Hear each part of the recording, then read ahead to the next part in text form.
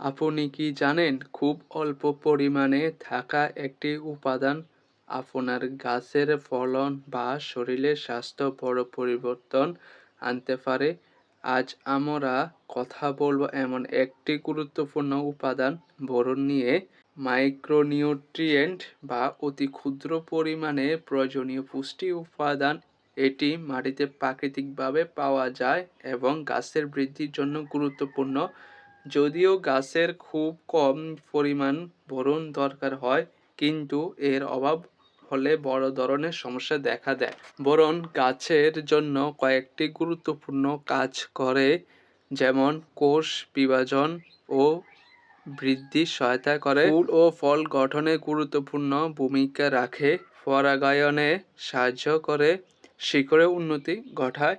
সহজভাবে বললে, বোরন না থাকলে গাছ ঠিকমতো বড় হতে পারে না এবং ফলন কমে যায়। যদি গাছের বোরনের অভাব হয় তাহলে কিছু লক্ষণ দেখা দেয়, যেমন নতুন পাতা বিকৃত হয়ে যায়, ফুল ঝরে যায়, ফল ঠিকমতো বড় হয় না, গাছের ডগা শুকিয়ে যেতে পারে। বিশেষ করে সবজি ও ফলের গাছের এই সমস্যা বেশি দেখা দেয়। কৃষকরা সাধারণত বোরন ঘাটতি পূরণের জন্য ব্যবহার করে বোরিক অ্যাসিড, বোরাক্স।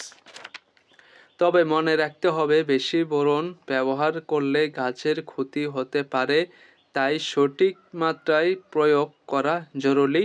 অনেকে জানে না, বোরন মানুষের শরীরেও গুরুত্বপূর্ণ, যেমন হাড় মজবুত করতে সাহায্য করে, মস্তিষ্কের কার্যক্ষমতা বাড়ায়, হরমোন নিয়ন্ত্রণে সহায়তা করে।